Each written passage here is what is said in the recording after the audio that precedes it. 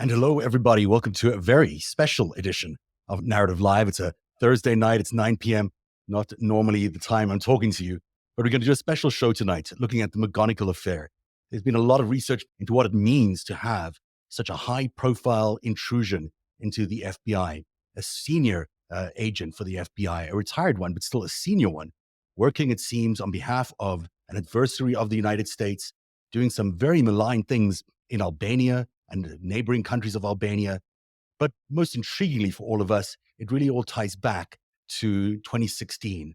We're all wondering the same thing. Did this particular agent who had his fingers on so many of the big cases of 2016, did it affect the outcome of the 2016 election? And was he already turned by the time he was working these election cases?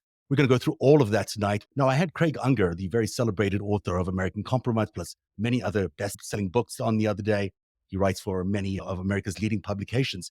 And I asked him to explain a little bit more about the impact of the Charlie McGonigal arrest and indictment. I think the fact that he was in counterintelligence is extraordinary because when you look at the Mueller investigation, you realize they concentrated only on crimes, not on national security threats, as a counterintelligence investigation should do. So to me, it seemed clear that if Trump has laundered tens of millions of dollars to the Russian mafia, which after all is connected to Russian intelligence, and if he was bailed out again and again by Bayrock and other actors that were tied to Russia, the Russian Federation, isn't he compromised? They own him. Yeah, they own him. But I guess if you have a cop in your pocket who's running the counterintelligence office at the FBI, and you have someone like Rod Rosenstein at the Department of Justice who's going to give you a very limited briefing around Mueller, you're feeling pretty confident that you're not going to get caught. The truth of it is they owned the cops and they owned what investigation might be coming down the line at them, plus owned the mob. Yes. No, it's just extraordinary. And I think what we see again and again is we have so little oversight in this country, whether now with the Republicans taking over Congress, it's just a joke. They're going to be doing everything McGonigal did all over again. Indeed, it does feel like it's a bit of a joke, but it isn't. It's deadly serious what's been going on. And we're going to reveal tonight some of the things you've been asking us. Since this all broke, many people have been asking about the role that McGonigal may have played in the 2016 elections. Did he maybe have a role to play in those Clinton emails that were found on Anthony Weiner's laptop? Was he part of the cabal at the FBI that tried to convince Comey that he had to put out a statement about those emails, or they would do it themselves? Was it McGonigal who was quoted in the New York Times saying that investigating Donald Trump, this was the headline, the FBI sees no clear link to Russia? There was a lot of activity going on in the summer of 2016 involving the FBI, designed to not only discredit Hillary Clinton, but really support Donald Trump and his reputation. So those are very interesting and notable questions. We'll get to all of those tonight, but we're going to do a lot more. We're going to look at more than just those initial moments, 2016, that people have focused on in September and October. We're going to go back and look to see whether he impacted the GRU hack of the DNC, whether he and his colleagues and maybe the people who are paying his bills, did they influence the investigation? We'll be looking at the leak of those emails involving WikiLeaks, and we'll be looking at Crossfire Hurricane itself, the entire investigation. And was it compromised in any way by all this new information that we now have about McGonigal being potentially on a foreign adversary's payroll during this whole time? There's much more, of course, to the story. And what I want to do first, before we get any further, is really get us centered around the new facts that are coming out. When I look at the story being covered in the United States, it's barely getting mentioned. In Albania, it's wall-to-wall coverage because, of course, it impacts Albania. McGonigal befriended the prime minister of Albania. He was operating as an operative for him. He was doing all sorts of things for a lot of money, it seems, for the Albanian prime minister. And the extent of that is really quite shocking when you think about it. A former FBI supervising agent, charge of counterintelligence, going over to another country and operating like a mobster, basically, intimidating people, threatening people, blackmail, corruption, you name it. Those are the allegations that are being made against McGonigal right now in Albania. And most of you are probably like me thinking, where is Albania? What are we talking about here? Because it's a tiny country. It really is a tiny country. And there it sits right next to Greece, Bulgaria, and North Macedonia, just to the north of them, and then Serbia, Kosovo, and Montenegro. All of those Balkan states have a really difficult history in the last 20 years. There's lots of war going on, and that is all part of the story here. And to give you some more background here, if you could, and I can't on this map, unfortunately, zoom out, you would see that there's Romania above Bulgaria, and then there's Ukraine. And what has been so important to Vladimir Putin throughout his attack on Ukraine, throughout this crazy war that he's currently prosecuting against the Ukrainian people, was to try and build as much of a path to the warm water ports of the Mediterranean. And so Ukraine was one piece of that. It was going to give him some of those warm water ports in the Black Sea. But he certainly has indicated through his diplomatic and propaganda efforts that he has his eye out on Bulgaria and he has his eye out on Greece. In fact, he wants to go all the way to the Mediterranean. And look what happens to be there. Albania has this very nice beachfront property right along the Mediterranean. And then, of course, there was an incredible war that happened not too long ago between Serbia and Kosovo. Kosovo is a newly declared independent country, but not everyone in the world recognizes it. Certainly, Vladimir Putin does not recognize it as a country. The Chinese don't recognize it as a country. So it is under contention. There's a lot of foreign and NATO and EU troops that keep the peace over there. It's quite scary that how tenuous that peace is. At any moment, it seems to people who live in that part of the world, war could break out. So when you throw operatives like the FBI, former FBI agent, into a territory like this, it could absolutely ignite a regional war of some sort. And keep that in mind as we talk through some of these incredibly difficult allegations that were made against McGonigal, the prime minister of Albania. There you see him pictured in his t-shirt and shorts because it is that kind of country and he's at his beach home there. But this is as recently as a few weeks ago, him warning that Putin is constantly threatening Kosovo. Putin wants to see a war in Kosovo ignited by the Serbs. He really wants that territory back.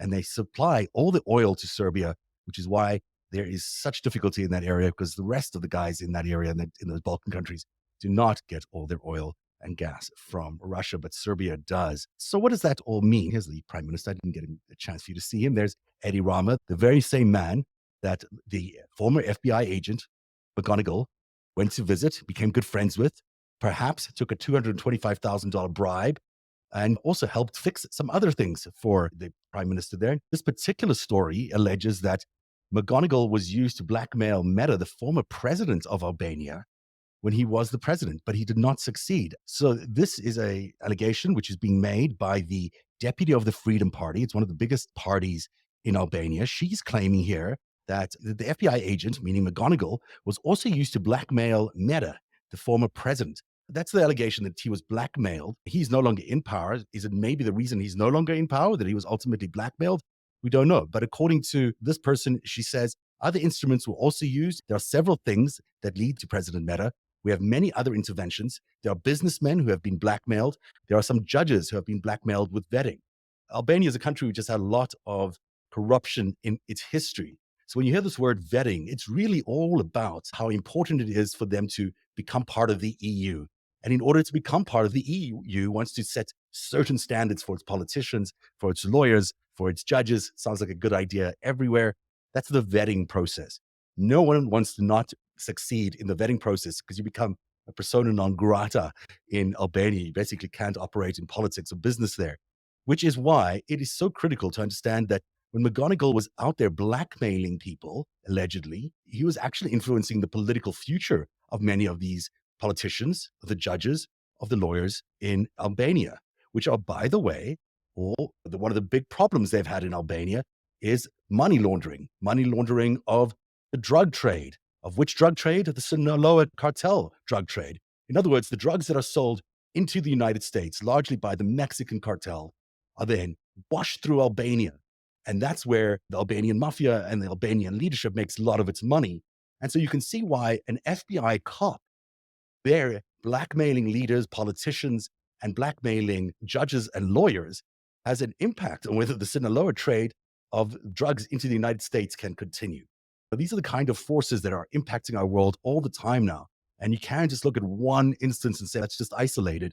Every little bit that happens in the world can trigger something else. Here's another allegation. This time, this is from a TV analyst over there who says McGonigal received millions of euros in Albania and Kosovo, and that he met businessmen, politicians, judges, and prosecutors. Now, that sounds similar to what we've said before, but it's interesting that they're also saying that these allegations continue to Kosovo, which is a country we just spoke about. Vladimir Putin is eyeing a potential war in Kosovo. And here is an FBI agent operating potentially in that country, allegedly blackmailing businessmen, politicians, judges, prosecutors, and receiving billions of dollars, according to this one guy. Now, these are allegations. They're not proven. In fact, it's very hard to even get the allegations verified because they're happening in Albania and there's not much English reporting or English news reporting coming out of there. We had reported last week in a big exclusive that does tie into all of this. We alleged in one of the narrative reports that we put out that Mr. McGonigal had found himself in a scheme involving a $300 million oil field that was being put up for auction by the Albanian government. He had become a partner with a guy named Shevket Dizdari, who's a well-known lawyer in Albania. And he's also a guy who owns one of these oil field licenses. Lucky him. It must be worth a lot of money. The other two people who own this company called the Law Office and Investigation Firm are Groneza, who's a former Albanian intelligence officer who lives in New Jersey, and also Mark Thomas Rossini, who's a former FBI agent as well. And this is the second time now we're seeing an FBI agent tied to the scheme. Now, we have confirmed that these two former FBI agents are in fact partners of this law firm called Law Office and Investigation. Here's the actual paperwork. And there's an explanation as to how McGonigal benefited and how Shevket Dizdari benefited as well from this arrangement. So there does seem to be, according to the Albanian media at least, a quid pro quo. McGonigal was approached by Dizdari to use his high position to intervene with the Prime Minister, this Prime Minister Rama, for help in the winning of oil concession. In return, they gave McGonigal a large amount of money, as well as partnership in the business, both of which were verified by CKB. It is ironic that while they were talking about how to protect Albanians from Russian influences, Dizdari himself, who introduced the American to the dance, has business ties with the Russians. So in fact, this is borne out by the indictment, which was put out by the Washington, D.C. office when they indicted Charlie McGonigal on receiving this $225,000. They said that he had been operating in Albania, that he'd met the Prime Minister, Mr. Rama, and that he actually told the Prime Minister, be wary of selling those oil fields to any companies involved in Russia.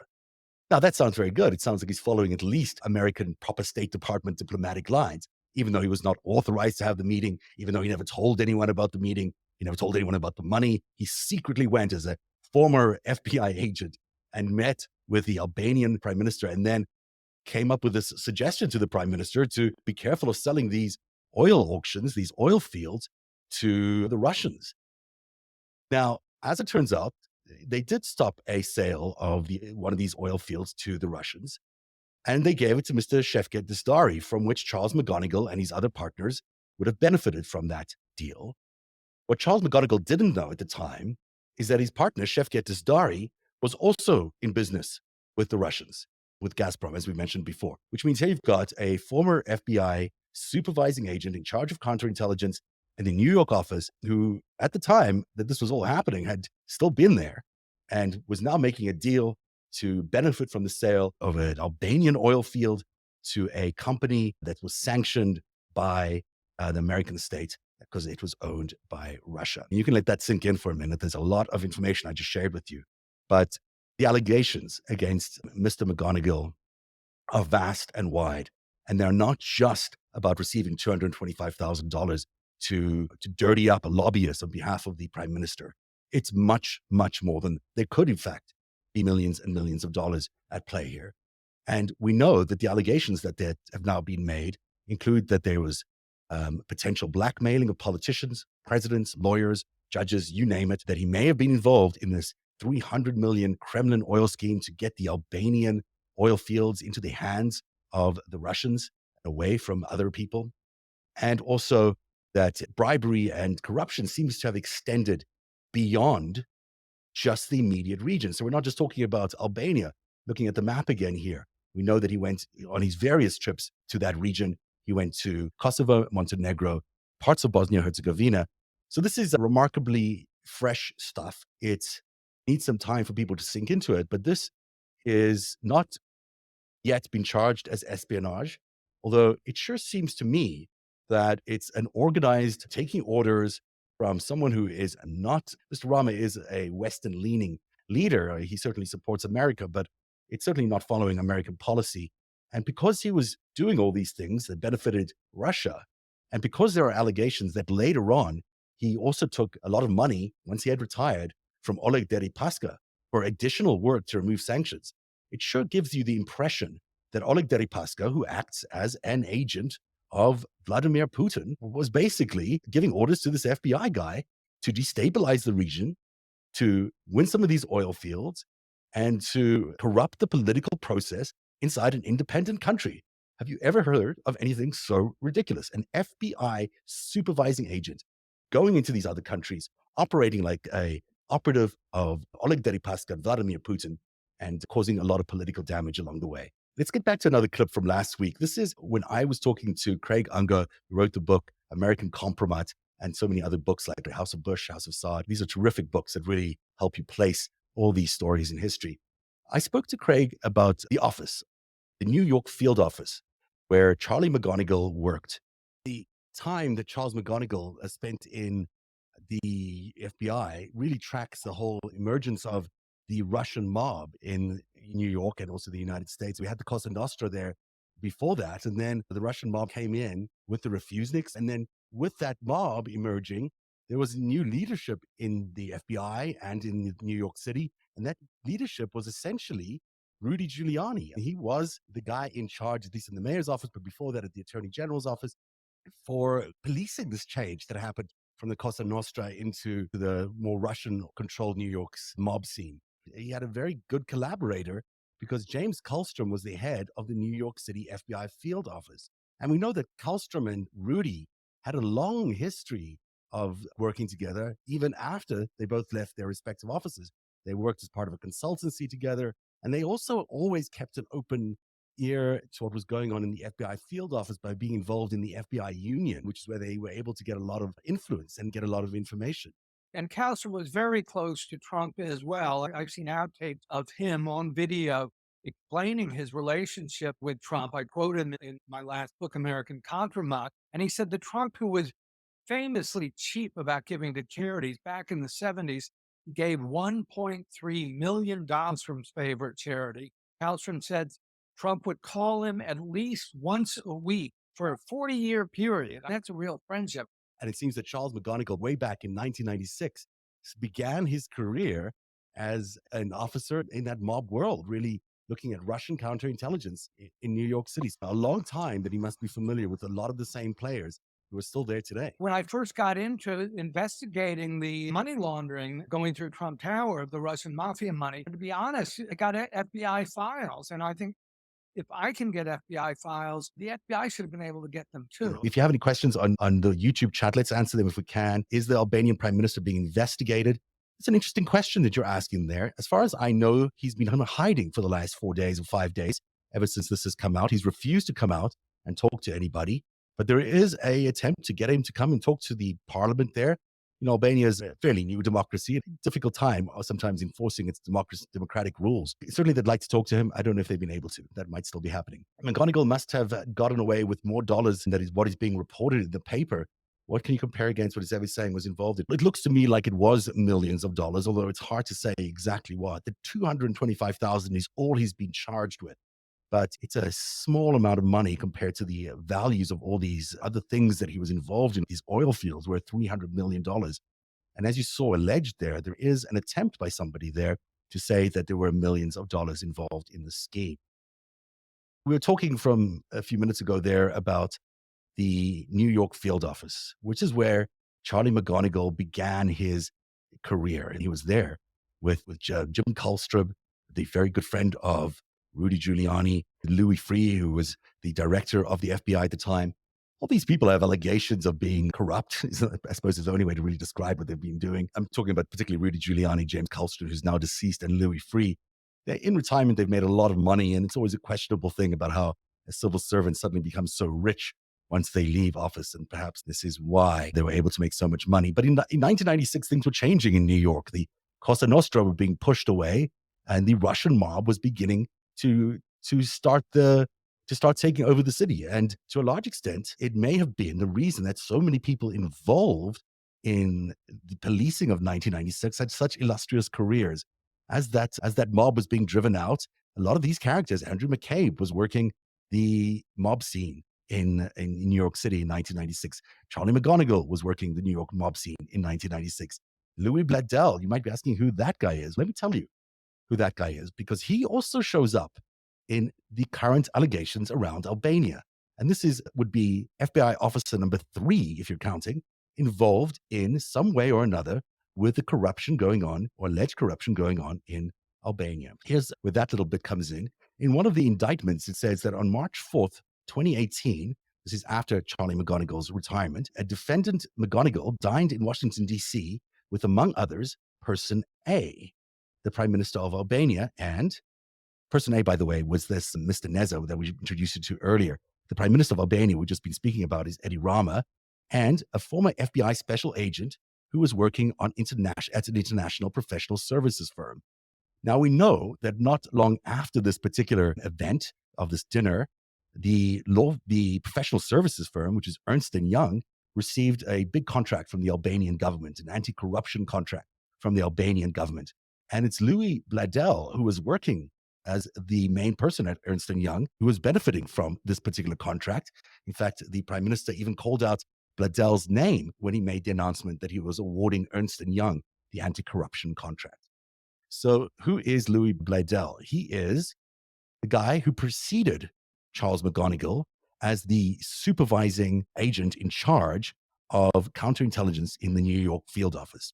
Not just any role, that's a pretty significant role. But on October 12, 2015, is when Jim Comey appointed Louis Bledel to that position of special agent in charge of the counterintelligence division of the New York field office. Prior to that, Mr. Bledel was in Washington, D.C., where he served as the chief of the Counterproliferation Center. So that would have put him in headquarters and also working counterintelligence and counterespionage. It puts him basically in the same zone as Charles McGonigal was before he moved to the new job of counterintelligence in New York City, because McGonigal before that was also in Washington, D.C., working on cyber counterintelligence. All these people in the same zone.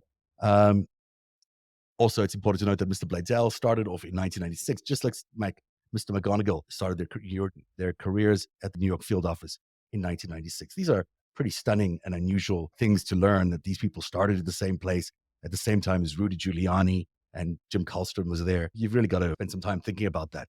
So that's officer number 3 that we now have entangled in potentially this corruption. Now, it doesn't appear to me like Bledel is going to get charged. I think he's pled. Maybe there's a secret plea deal. Maybe he's flipped. I don't know. So we're not looking at another person being charged, but he was close enough to the action. And there's another police officer involved. Now, this is not someone who's mentioned in the indictments, but it is someone who prosecutors put in their initial subpoena to the grand jury.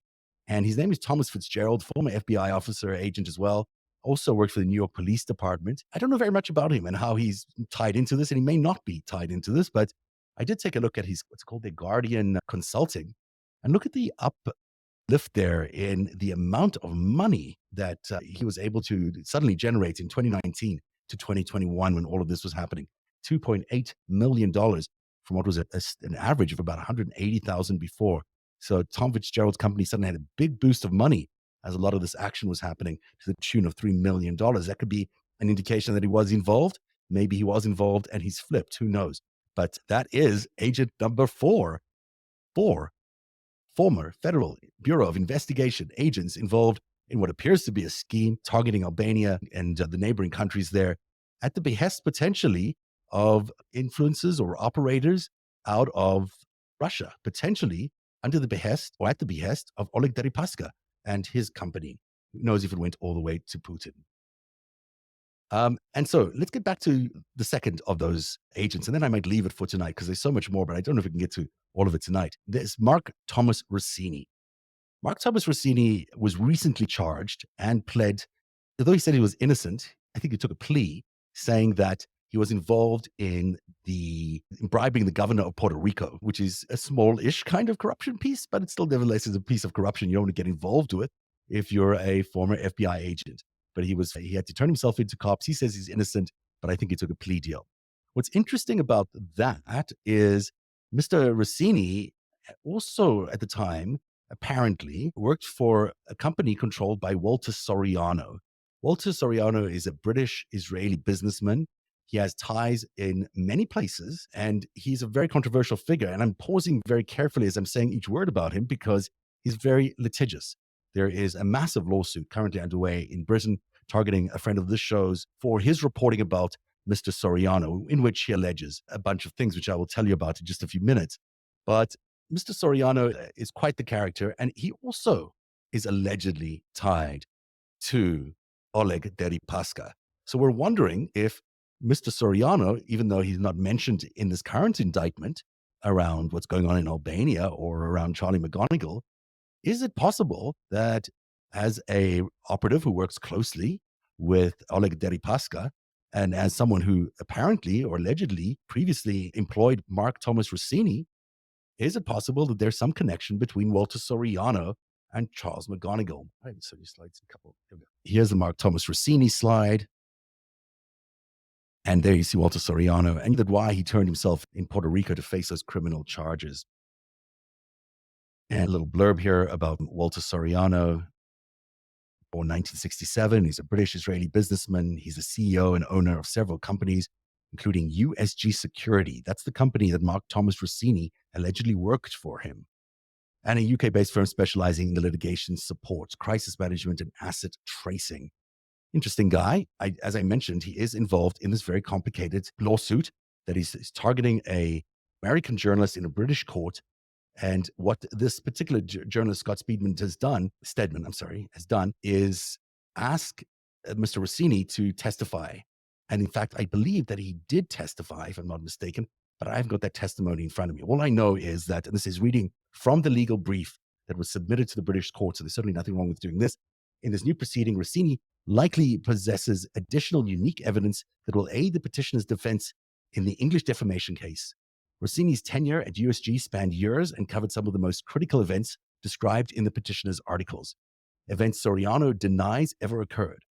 Rossini, a USG contractor, also likely possesses contracts, unpayable contracts, or pay stubs. It says here, Forensics News' articles also describe Soriano's connections to Dmitry Rybolovlev, another oligarch and one of the wealthiest people in Russia.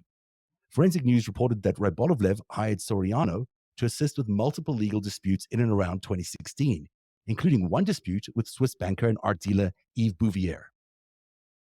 Forensic News detailed Soriano's connection to the high-ranking Israeli government officials and intelligence officers. For instance, Forensic News reported, based in part on a 2018 Israeli news expose, that Soriano had been confidant of former Israeli Prime Minister Benjamin Netanyahu for decades. Forensic News also reported, based on testimony from July 2019, an Israeli court proceeding, that Soriano had once claimed Netanyahu was a partner in USG. And, in addition, these direct ties to Netanyahu, Forensic News reported that Soriano had business relationships with Isaac Moho, Netanyahu's long confidant and attorney. These are not allegations that we are confirming. I don't know if any of this is true or not, but these are the stuff that Forensic News has reported. More importantly, it's the stuff that is now sitting in an official court document in Britain related to this court case, and they have restated all these findings in an official court document, which we are quoting there. There are other people that confirm what is out there about Mr. Soriano. Here, in this particular article, someone from BB's office said, we nicknamed him the Thug. He did things for Netanyahu. He's a friend of Netanyahu. On his Facebook page, the Prime Minister is obliged to deny, claiming not to have met Walter Soriano for 8 years. In fact, that's what Bibi says. Bibi says he doesn't know, or hasn't seen Walter Soriano for a long time. Maybe that's true. Who knows? It could be true. It's certainly interesting that he's denying all these things. There is a lot more to the Walter Soriano piece of this, and we're going to get to that at a later stage. But for tonight, perhaps the two takeaways that are necessary to walk away with are that there are not one, but potentially four, and maybe even more former FBI agents who found themselves entangled in what was potentially a squad of former FBI agents operating for Oleg Deripaska and perhaps the Russian state, who knows, it could be, operating in Albania as operatives of another country. And the allegations are vast and wide, and they include things like blackmail, bribery, falsely investigating people in the United States for crimes they didn't commit, and then also very critically being involved in this potential oil field deal, which would have netted hundreds of millions of dollars.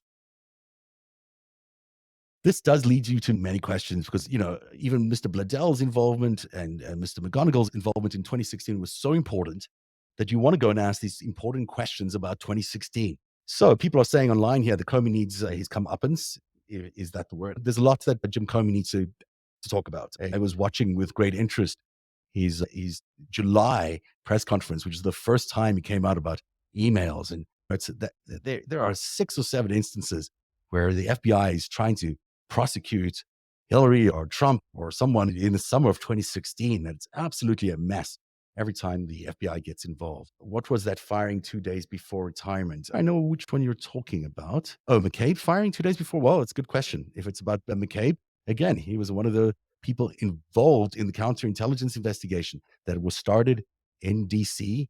He and Peter Strzok were involved in that. We'll get into that next time. That's why Rudy went after the mafia for the Russian mob. They brought him the mid-90s. Yeah, that's exactly what happened in the 1990s. Rudy went after the Cosa Nostra. Some people say maybe he was involved in some of the attacks on people like Castellano. Certainly Donald Trump was involved with the takedown of Fat Tony Salerno. These are all important names because that set the whole of New York's crime scene in a different direction. And, in fact, look at where it's led us. Deripaska and Manafort and McGonigal we touched on that. No, we haven't, but thank you so much for bringing it up because, of course, Deripaska was Manafort's man, not just in the Trump campaign, but also in Ukraine and also in some of these other smaller countries. I think he operated in Montenegro with Kalimnik, the GRU asset. The connection between Paul Manafort and all of this is very close. Manafort is a dirty tricks guy. He's a dirty ops guy. And a lot of the stuff they were doing was stuff like that. But it's interesting to note that even earlier on, Manafort also operated in places like Montenegro, maybe even in Albania too. It's a very small, compact part of the world. Not a lot of people live there, but it's very important geopolitically. There will be more about Manafort coming out as we work through some of the impact of the 2016 FBI decisions and why it took them so long to get some of these investigations going, why it spent months and months before they really turned to Papadopoulos and to the Steele dossier tonight. I'm going to leave you with just an interesting thought from Robert Mueller. Have a great Thursday night. We shall see you again next week on Narrative. Here is Robert Mueller. As alleged by the grand jury in an indictment, Russian intelligence officers, who were part of the Russian military, launched a concerted attack on our political system. The indictment alleges that they used sophisticated cyber techniques to hack into computers and networks used by the Clinton campaign. Every minute of Narrative's reporting, every story that we break is made possible by our patrons. You too can become a patron by joining at patreon.com/narrative. Narrative, where truth lives. One day, you'll tell the story of autocrats, crooks, and kings who came for our freedom.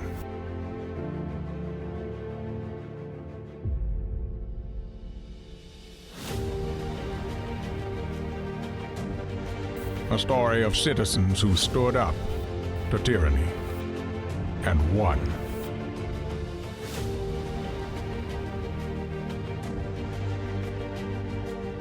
The people prevailed and renewed an old vow to a more perfect union. And that was just the beginning. The story continues. Narrative, where truth lives.